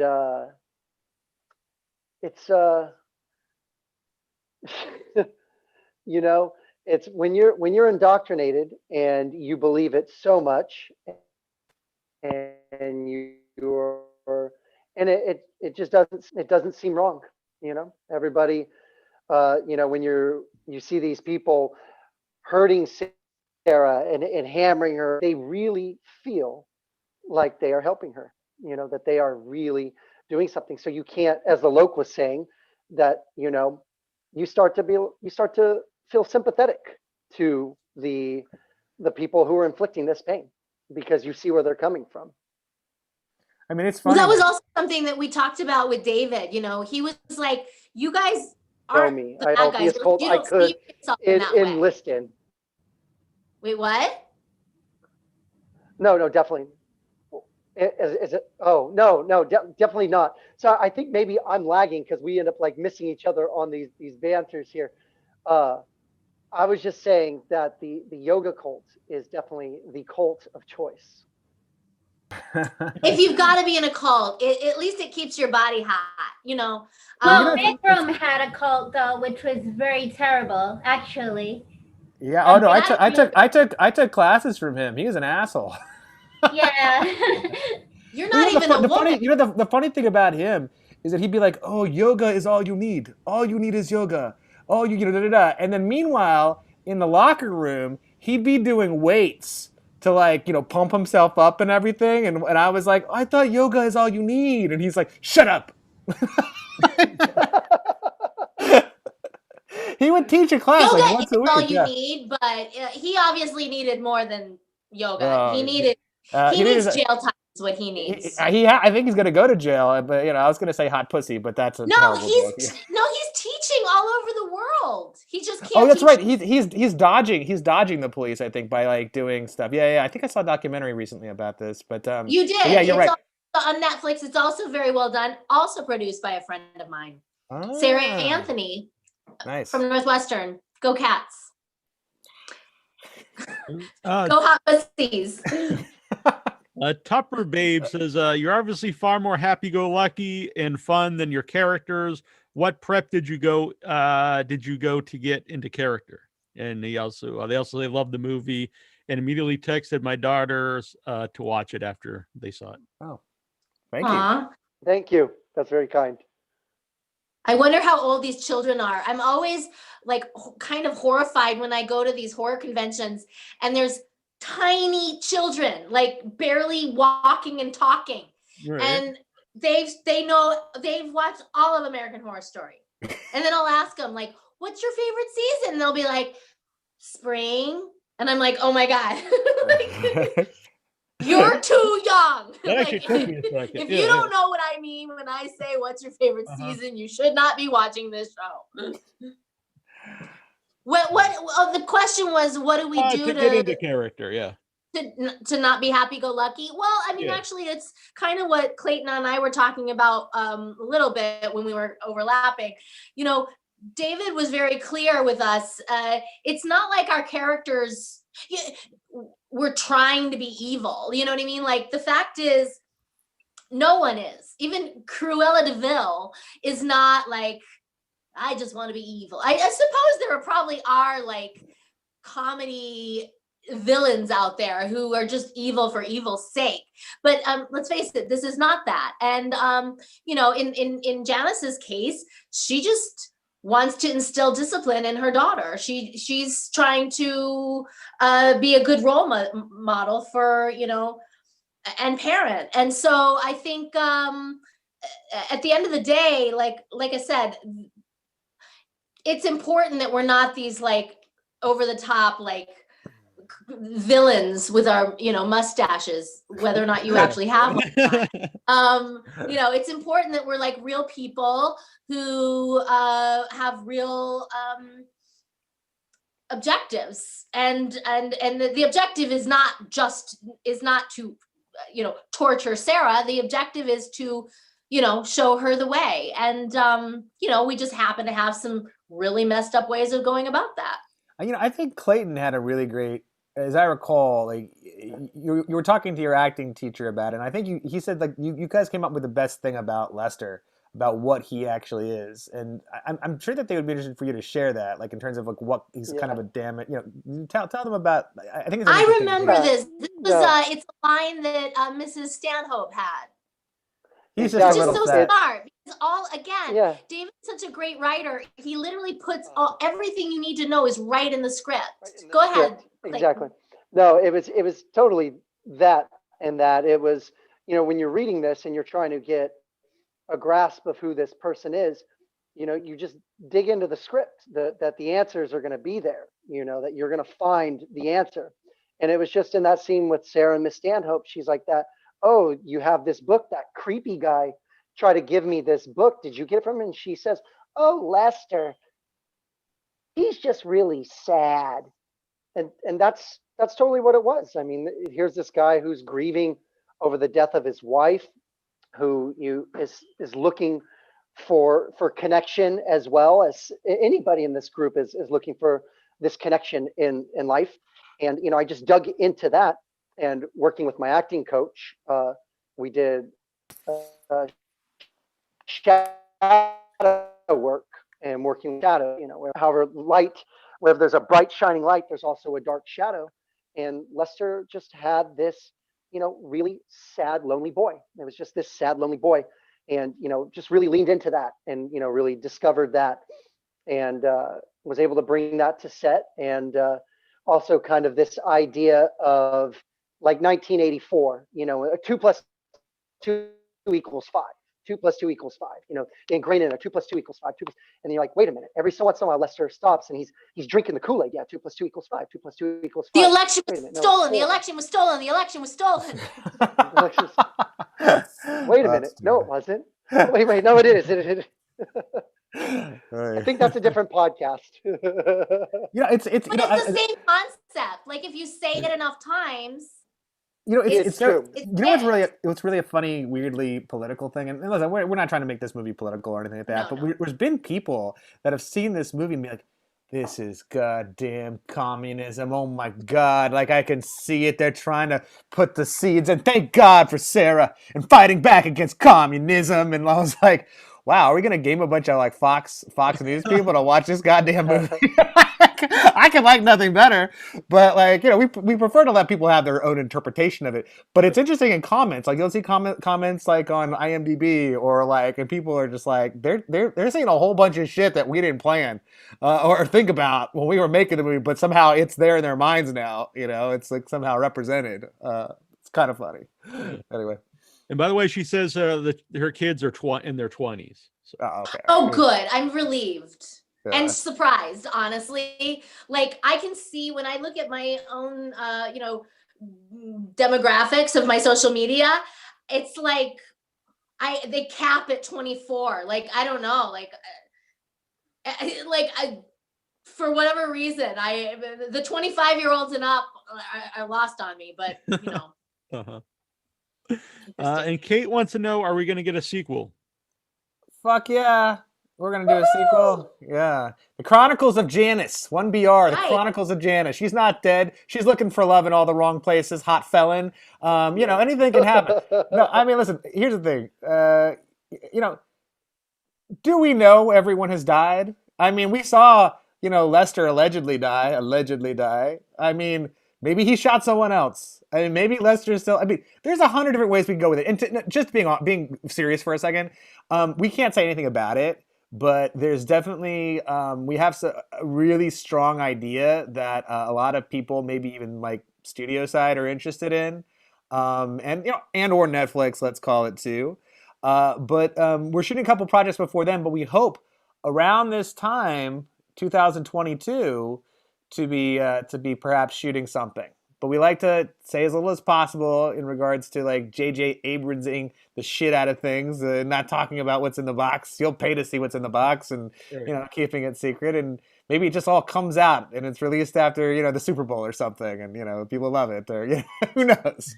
But we like to keep it quiet if we can, unless it is a studio film, which is we're talking to people about it. And in that case, there's a whole like, you know, 6 months before a trailer has to drop, and then, you know, there's a whole campaign for it that probably gives away the whole movie. But look, even if people do die, I mean, this is horror at the end of the day. So sometimes when you die in horror, it just means you have even more of a life. Like, Taylor Nichols, who plays Jerry, who's amazing. We love Taylor Nichols, and he says it's really hard to kill a good horror movie. You know, like they'll always bring you back. But yeah, Jerry got stabbed everywhere. Like maybe Jerry's like, you know, he's attached to a box now, and he's like, oh, I'm Jerry. Like, oh my God, that would be so great. I'd love to see that. That'd be so funny. I'd pay to see that. But the point is, he could also be a prequel. He could be a ghost. No. We've been in other podcasts, and he's like, I smell prequel, and then like the girl that played the young lady Celeste Sully, who plays Lisa, who, you know, also got, you know, whatever. She's like, yes, prequel. You know? So, you know, it's a thing where let's see what happens. Like, I feel like, you know, we even tried really hard at the trailer to not give a lot away. If you go back and you look at the trailer, yeah, we give the cat away, but we really try to, like, you know, make it very ambiguous as to what's going on. And it's funny, even though we went back and forth, Dark Sky was very lovely about letting us we took like 3 months to fucking go back and forth and cut that trailer. And the poor guy cutting it, you know, it comes down to it. People always tell us now, I think it's better to go in cold. Just know nothing. And we're like, I went into the movie cold, and I didn't know really anything about it. Besides, I saw like it was popping up on a lot of best of lists and stuff. And so I was going through movies that passed me by this year to finish our list. And when I watched, it's like, oh, this has to go on my list. This is great. And I didn't go in knowing really anything about it. And I do prefer to go in a movie that way, but it's just not always plausible. You know, it's not possible in this day and age. I mean, usually it isn't. I mean, I like the festivals because you usually don't know too much about the movies when you're there. Yeah, no, you're exactly right about that. And that was an interesting thing too. Seeing people watch it in that capacity, it really kind of did let us understand that people were not rejecting the film. Like, we might have one old lady who'd walk out after the cat got killed, and I'm like, well, sweetheart, it's not for you anyways, you know. I mean, it was a thing where, like, it was the most pure way you could watch a movie with like these audiences that fucking love horror, and so they'd react in all different ways around the world. But a lot of places, like when, you know, she's killing Jerry, everyone's like clapping. We had some people that would stand up and be like, "Fuck yeah!" It's such a release, you know, about seeing that stuff. And when they kill, like, you know, Brian, for example, and he's like, "You're not gonna," he gets, everyone's like, "Damn!" Like, people be like yelling in the audience about that and stuff. So it was really great to kind of see it that way first, and then cut a trailer that hopefully didn't give away too much. But again, people kept on telling us like, "Listen, it's better if you just fucking go in cold, like know nothing about it, go in cold, and you'll enjoy it because it becomes a thing where people don't quite know where it's going, and it seems to become something else after like minute 22, let's call it. Like it's definitely something else, and then by the last act, it definitely becomes sort of something else in that regard. I will say, just the way you can, there's this whole sect of people that watches people do play video games. I feel like I love watching people watch this movie. Like that to me is hilarious. Like watching just like what Alok is talking about, like people like, damn, oh no, he did it. Like that is so funny to me. Like I've taken like photos and video and sent them to Alok, like, look what you just did to my gays, because oh my God, like I have never seen so many boys in short shorts screaming at the television as when when they've turned on 1BR with me around. Yeah, it was funny. Like she was in Palm Springs and she was with some of her gay boyfriends, and they were like, "Oh!" Like just like they're standing up and they're like standing up watching the movie. They can't sit down because it's too much. It was great. It was great. I love that they love the movie that much. That makes our day, doesn't it? It's like Totally. That's why horror movies and comedies, I think, are best to watch with an audience, because you can get that interaction where you don't with a drama. People aren't gonna, I guess, all cry together or something. Like, oh yeah, exactly. Yeah, I agree. I agree. Tristan, you have another question? I'm wondering about casting the kitty cat, how that went. That cat was named Giles in the movie, right? And our Brian character, his name is Giles Maddie in real life. And then we have the woman that played the nurse that stole Nicole's father away from her mother. You don't get to see her full on. You see her hand her father a drink over his shoulder. But she's a gorgeous person. We just wasted that. We should have had one picture of her. Her name as an actress is Haley Giles. And so that cat, first off, was expensive. Like this is like one of the most expensive things on the set is just hiring a cat actor, right? But that fucking cat was so good. And we would call that cat like One Take Giles, because that was his character name. And we would as a joke, we would call Giles Maddie, the actor, out to set to see that fucking cat act, because we were like, hey, fucking look at that cat. That fucking cat, that's One Take Giles. What the fuck happened to you? No, Giles Maddie's a great actor, by the way. I'm making a joke, clearly, but yeah, like, it was a thing where he had a certain type of cat in mind. David did, because he wanted it sort of to be like the cat that he owned, like when he was like doing the same thing, and it actually does look a lot like a cat he has now, to be honest with you, too. I think he looked through a book and was like, all right, that's the cat. And they were like, yeah, this cat's a fucking fantastic actor. We're like, thank God. Because it was very true. That cat like got it in like one take a lot of times. We're like, fuck, this is amazing. So I hope that answered the question in a roundabout way. Jeff has an interesting question. Who chose the classic songs that played during pivotal scenes like Angel of Morning? That was an amazing touch. Well, actually, it was that particular song was the editor. The editor put that in, and we were like, shit, that's a fucking great song. I wonder if we can get the rights to it. So it turns out like Juice Newton didn't do the original version. This woman, Marley something or other, she did it. So it was actually possible to get that song not as much money as you'd think. And the other song that we got, that was actually my idea. The Happy Heart song that's playing during the torture sequence and stuff. Okay, I hope I don't give anything away in terms of movie magic, but I think that when you were a student of film and a film lover, they always say like the best ones steal, the good ones borrow, the best ones steal, like whatever. So I think Scorsese said something like this. But it just so happened when we were doing the movie, like one night when we had finished, like we were at my house with my producing partner and myself, and we were having a beer, and I was showing him, he had never seen the movie Shallow Grave, which is Danny Boyle's like first movie and Ewan McGregor's like debut as well. They did this before, Train Spotting and like working with each other, so they would do many movies together in the future, like Train Spotting and stuff like that. And so that song is actually at the end of that movie and stuff. And so I was like, wow, that song would be the song itself is really sort of it's kind of poppy, and it's kind of a song you wouldn't, but it could be something that would be perceived as torture if you had to hear it enough, right? And so I went to David with that song. I came one morning of the shoot, the 15-day shoot, to bother this poor guy. He's sitting there like doing notes and trying to do something. I'm like, hey, I have this idea.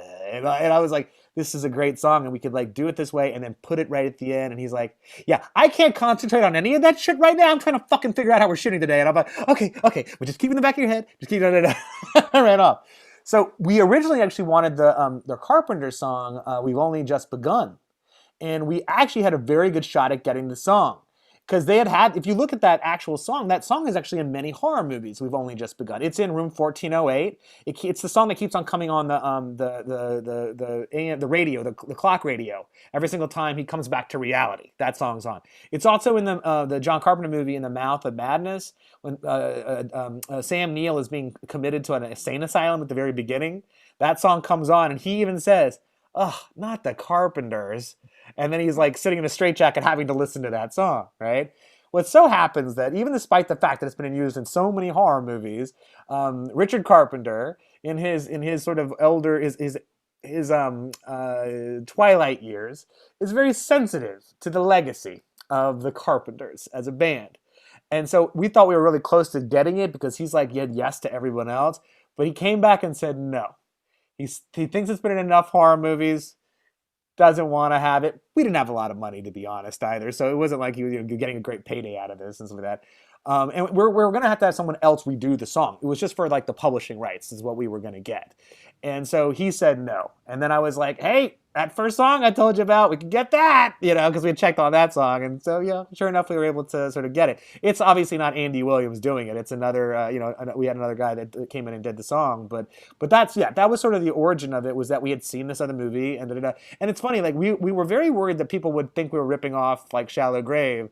And only like one journalist ever caught it. It was the guy from Joe Blow, Arrow in the Head or whatever. Like, he caught it. We were like, God damn it, I can never show Marmer this article because he's going to get upset. I was like, but you're sure no one's ever going to catch this? And I'm like, it's like a fucking 20-year-old movie. Who's going to catch it? And like, he caught it. So anyway, I hope that answered your question. Yeah, definitely. And we've talked a lot about on Netflix and on video on demand. Is there a physical release? Yeah. In America, it's on Blu-ray. It's on Blu-ray, and the Blu-ray has all kinds of cool stuff, including footage of the hot felon. Yes, what they showed Naomi us. watches on a loop. Yeah. Well, I mean, I would get it just for that. But we did a Q&A at Fantasia with the very awesome Matthew Kiernan, who was our he does all the publicity for Dark Science and that, but he was our Q&A person and one of the big people at what's it called, at Fantasia. And so the Q&A with him asking all these great questions, and then we cut to they weren't expecting it, the actors and everybody on stage. Well, expecting, he's like, I think we have some footage, and like he puts the footage on of the arrest of the hot felon and stuff. So if anything is worth having, that Blu-ray is worth having for that reason alone. But we have a lot of really cool interviews on there and stuff like that we did. So that's on there. Sadly, there's no audio track of us talking about it, but hopefully, we actually do have alternative endings and a bunch of other stuff we really do want to put on a new the next release, hopefully next version of it, when we get to that. Hopefully maybe in 5 years or something, when it's on its 5th anniversary, they'll release something again. You never know. So yeah. You might need those alternate endings for the sequel and the prequel and 2BR, 3BR, 4BR, 5BR, all the BRs. Well, we have all the footage, so we'll see what happens. Thanks to Jeff Whitmer sent us. So I hate to say they send money, but they sent. I've actually been shopping for. Go ahead, Clayton. Oh no, I was gonna say I've actually been shopping for apartments, and I've seen these apartments pop up that say 1BR bathroom. And I'm like, what? Like, one made jokes at something that's real. Like, what do we need a second bathroom for? Alok, do you have it Well, into that? one bedroom, two bath is very convenient if you're in a relationship because it keeps a relationship fresh, as I like to say. So people have joked that they want that to be There the we name go. of the next one, but yeah, so that's a funny thing. But Jeff is actually really funny. That guy he did a parody song of our movie to the tune of Bare Naked Ladies Old Apartment, that song. And it's actually fantastic. I'm giving him a shout out and stuff. That's really sweet that he's come on to say hi here. But he's really an awesome guy, and such a fan of the film. So I'm really glad he came to say hi to you guys and stuff and give you some money. Very cool. Yeah, and we always call the people that are part of our Facebook group and listen to the show our community, and now it really seems creepy. Yeah, totally. The community. I kind of like, so I don't know. Yeah. There are cults everywhere. Great. Tris, do you have another question? Yeah, I was really struck by the beautiful poster art, and I was wondering if you could talk about the concept and artist or artists. It was somebody internally from Dark Sky who did it, and I don't remember his name. He was a lovely gentleman who was very patient with us. We went on all these different versions of it where they had a tear all wonky, and we're like, people don't cry like that. It has to go down the cheek like this, and they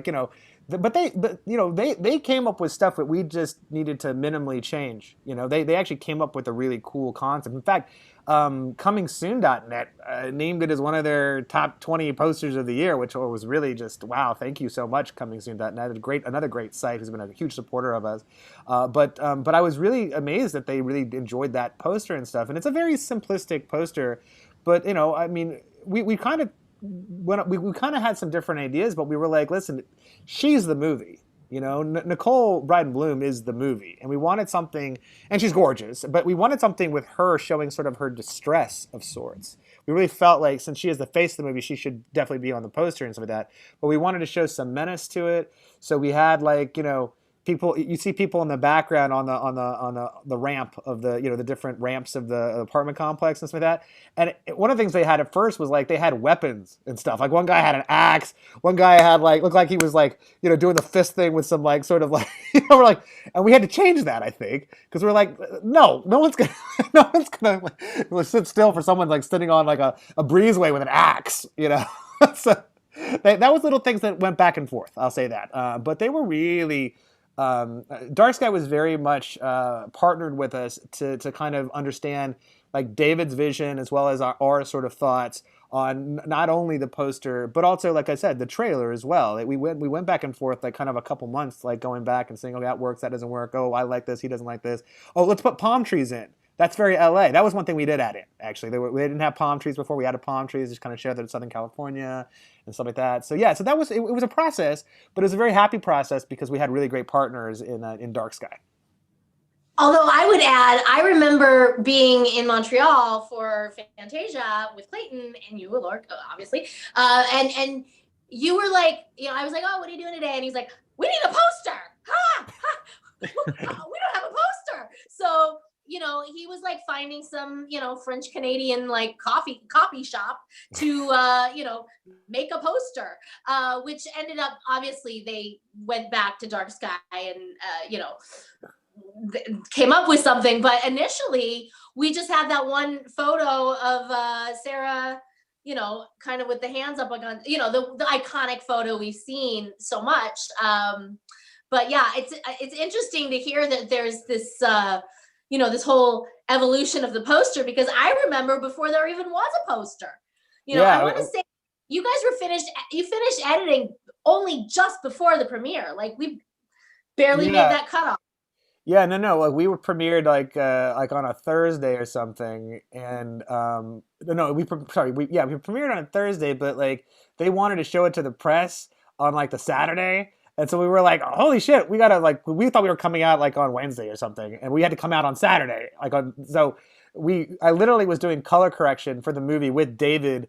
We were watching the final copy on Friday night, and then I stayed up all night and flew out to Montreal 4 a.m. on Saturday, and gave the DCP to them so they could show it. Like, sorry, on Sunday morning is what it was. They were showing it to like, you know, they were doing a press screening for it for that. So we literally finished like the night before, got on a plane, gave them the DCP. So we really did work right up until like the thing to finish the film. It was really hectic, but thankfully it all got done, and which is why we didn't have a poster. And we had all these people like, you need to have a poster where people are walking in, and I was like, let's go make one. This is one thing we're gonna do this week or today, you know. So yeah, it was kind of funny. Anyway, Jeff says, having way too much fun with this interview tonight. Well done to everyone, and thank you, and thank him. He just sent some more. So sweet. That's very sweet of him. He's awesome. He's such a fan and such a big supporter of the film. So we definitely thank him for all his support. Yeah. And Clayton, what was it like to work with Nicole? Because you guys have a lot of scenes together. Nicole was awesome. Just very vulnerable. She's very grounded, very in the moment, very receptive to direction, and very present. She was really a pleasure. I mean, it was one of the best experiences I've had working with another actor or actress.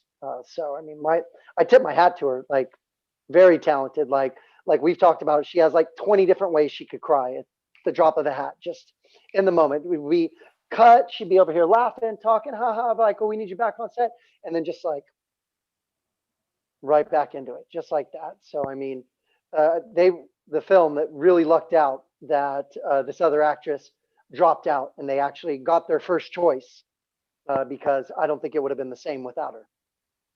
Yeah, she's great in the movie. More feminine energy drink for us. Yeah, you know, exactly. They let us keep delicious. They let us keep that feminine energy drink. They literally sent us a truckload. Like, there are pallets of this drink, right? I didn't try one fucking drop of it because I was so fucking pissed at that young lady who had dropped out. I was like, well, not let it, one drop past my lips.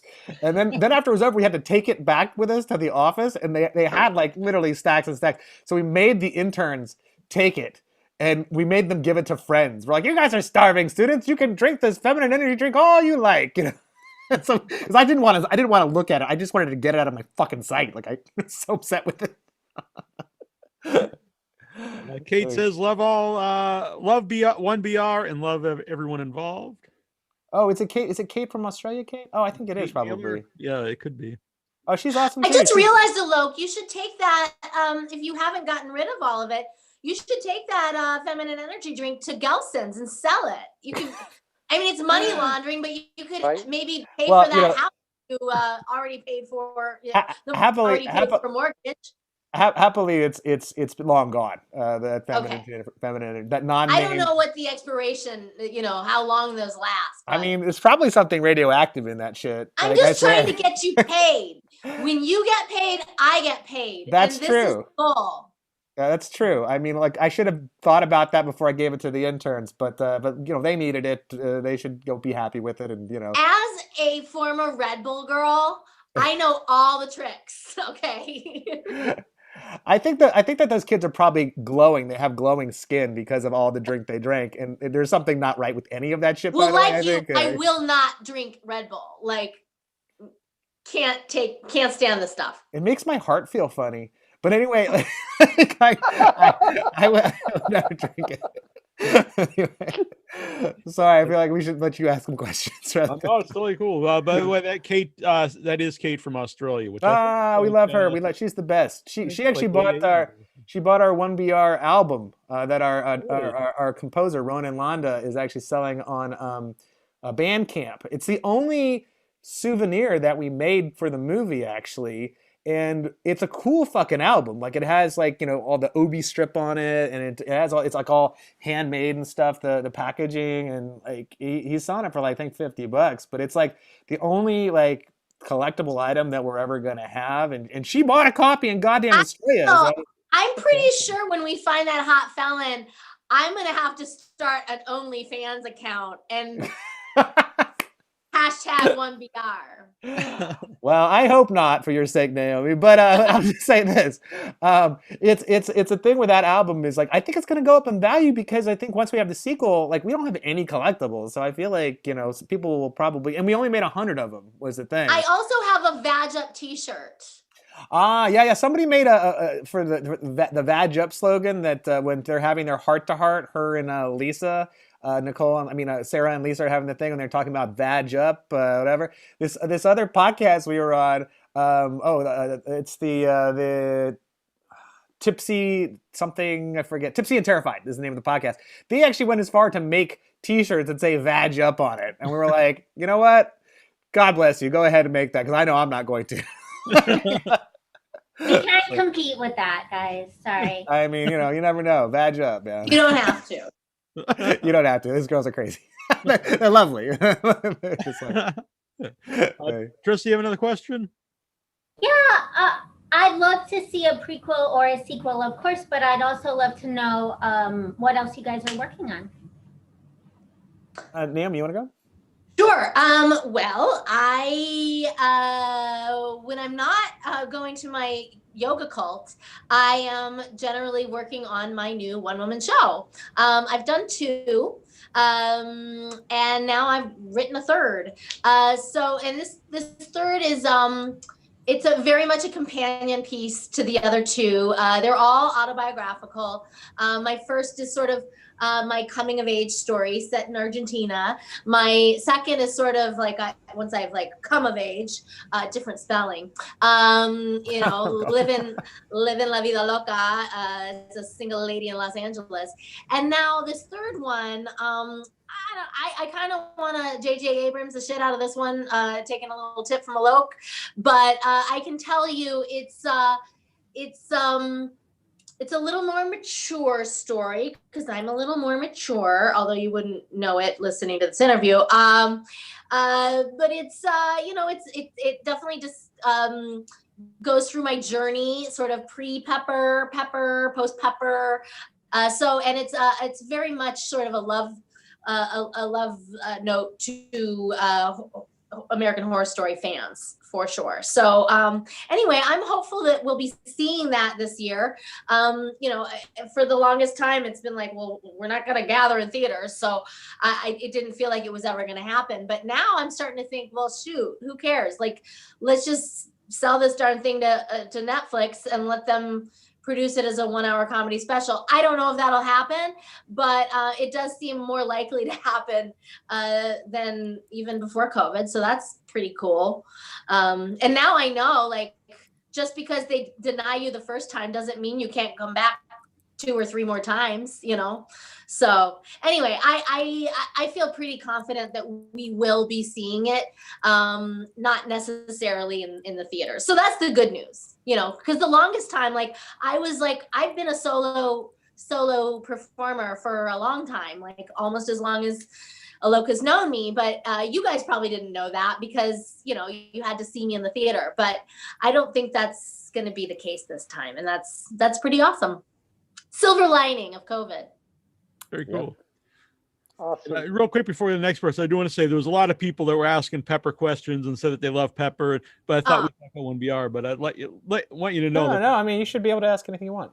Well, it was really at the beginning, so I didn't want to start off with that, Well, if they're still listening, I will tell you, I am recently on TikTok.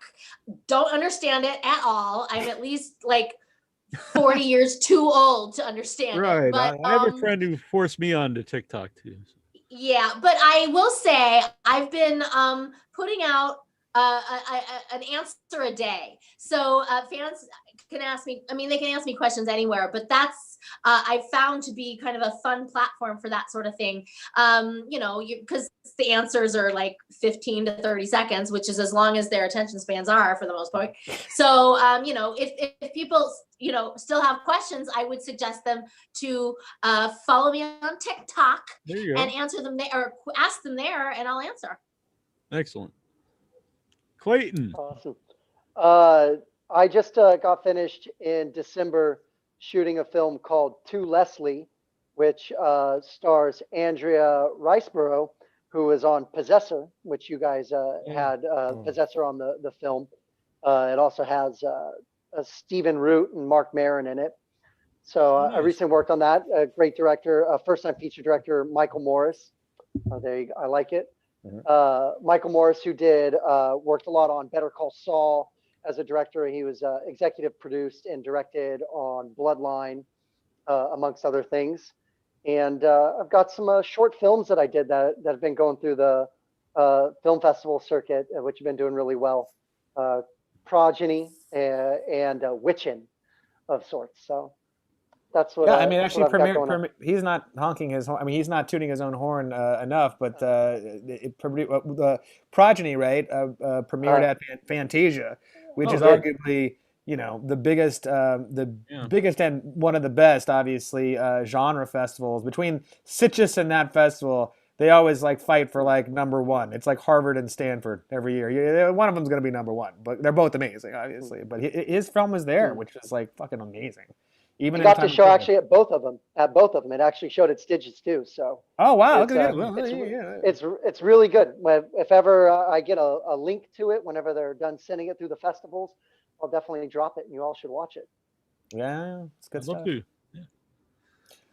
As far as what we're working on, my producing partner and I are doing another movie, which I'm not going to tell you a lot about. I'll tell you, it's with this guy Marcel Sarmiento, who did the movie Dead Girl. If you ever saw that years ago, like 2009 or whatever, but it's a big cult movie. Yeah, And I had so- Jenny Spain on the show from Dead Girl. Oh, cool! Marcel's great, and we're doing. It's sort of. I'll say this. It's kind of more sci-fi horror, but that's all I'll say about it.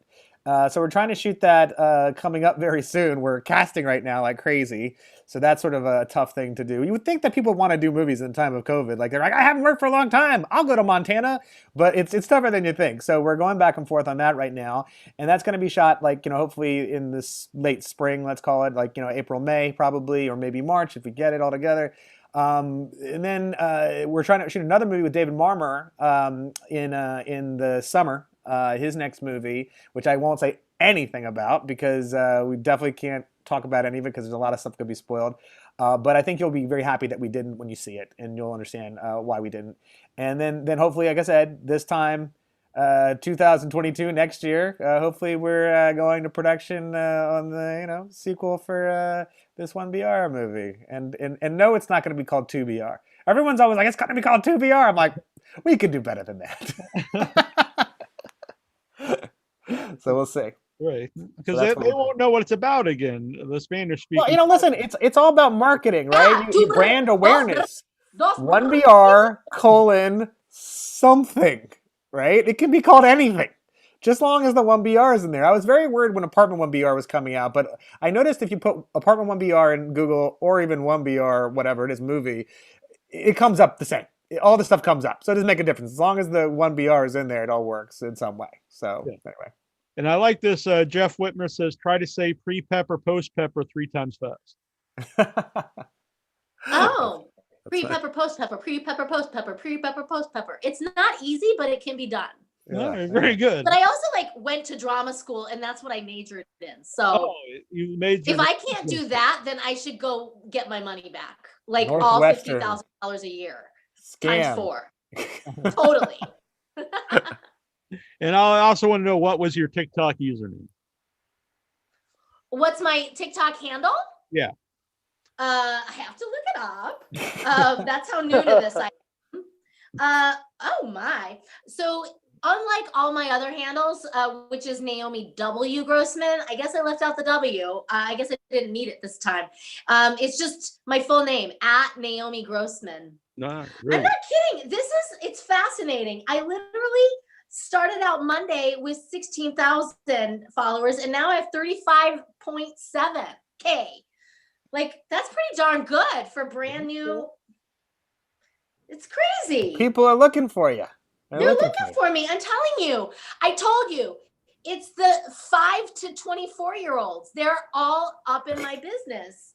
It's amazing. This one stupid video that I put out like a couple hours ago has 260,000 views. And I'm doing nothing. I'm literally just Alok needs to get on TikTok and do his version of you answering questions. Yeah, let's see here.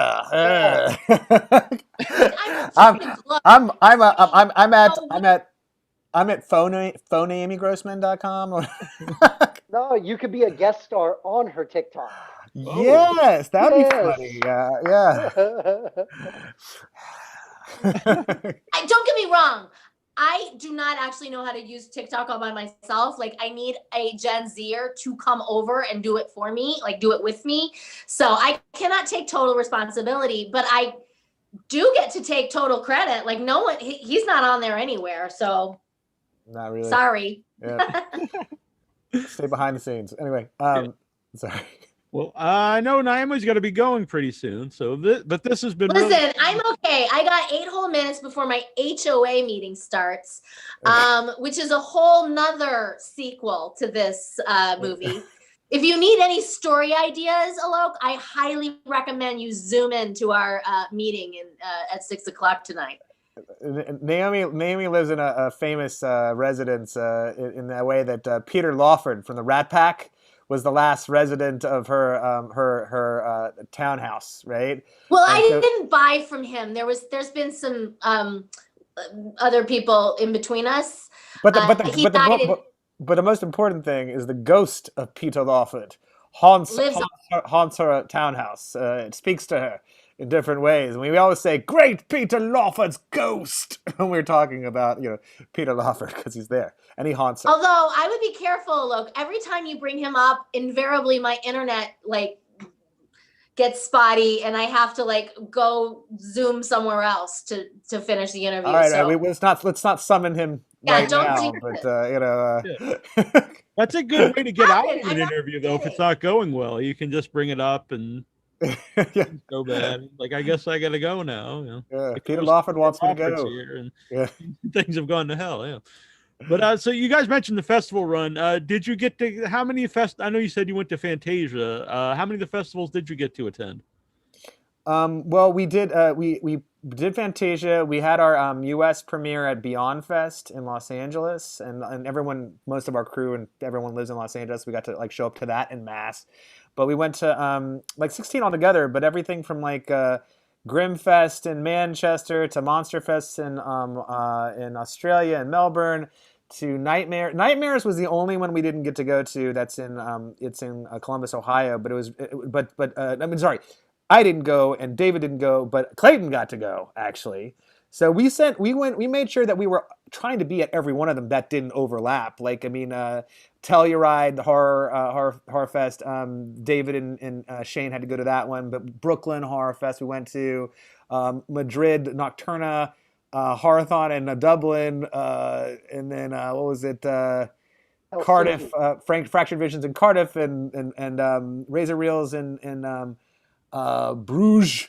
We went to altogether. I mean, we went to as many as we could just because we wanted to meet the people, meet the film, the film festival directors, to hopefully have an easier time next time we have a new film. We can just pick up the phone and be, "Hey, you know us, come on, we're not putting out a piece of shit." I used to test movies. I look like an idiot if I put out a piece of shit.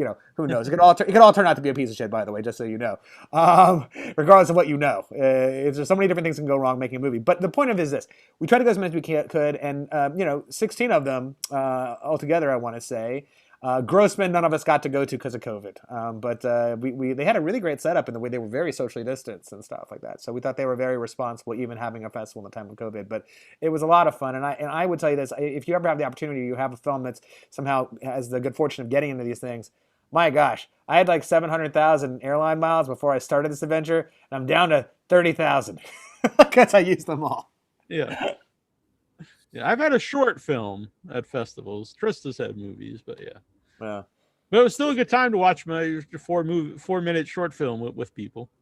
Oh yeah, no, it's the best way to watch any film is with people, especially horror. Obviously, you were saying that before, horror and comedy, right? These are the best things to ever watch together.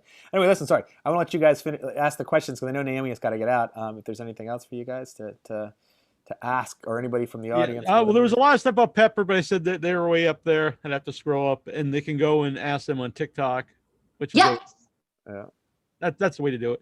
Tristan, do you have anything? Listen, if people are over 20 or 5 for that matter and don't want to be on, then aren't on TikTok, it's no big deal.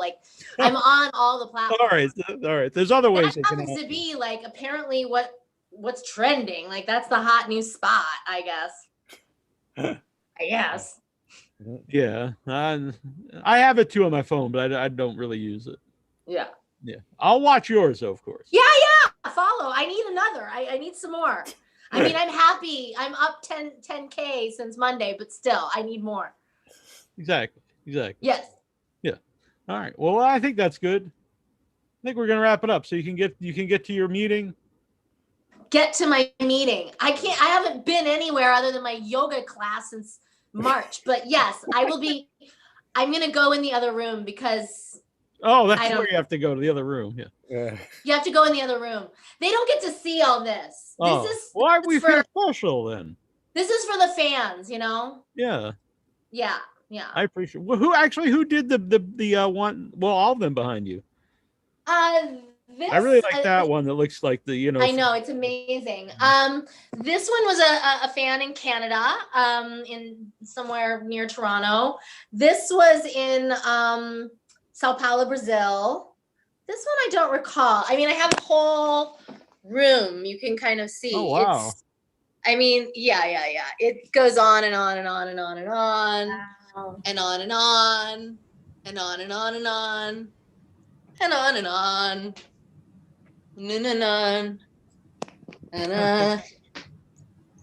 It's yeah. So yeah, it's Quite a lot. I love this room whenever I'm feeling down. In fact, you know, I got an audition to do later after the HOA, big exciting night. And it's fun, you know, nowadays that we don't audition in, you know, live anymore in the room. You know, I'll take this down and I'll make it into like a self-tape sort of situation. And, you know, those scary audition rooms at one time produced such audition anxiety. Now I just look around and I find all this like love coming at me from all sides. And it's hard to feel nervous, you know, because it's like, well, gee whiz, people love me. Like, you should be casting me. Like, in fact, we need to pan this room around and you know, let those producers see that fan art. I agree. Yeah. Keep that in mind, Alok, now that you're casting now. I will go to Montana. I don't need a writer. I will apparently work for pennies and I'll do podcasts ad nauseum. Will you work as a local hire? Will you work as a local hire? Right. There you go. Yeah. We love Naomi. We love Clayton. They're such big supporters of the film. We really do appreciate you guys. They're the best. Yeah. One last thing is Clayton and Naomi, since this was Alok's first time producing, and it was the first time for the director. What did you think of? Could you? Obviously, you like them because you're talking highly of them. But at the time, did you think they were? What were your first like impressions of them actually directing and producing the movie? They knew what they were doing. They knew what they were doing. I wouldn't go that far. I felt that way. That's my personal experience. I would say I didn't think that was necessarily the case, only because I knew Alok. So I was like, didn't know that he knew what he was doing.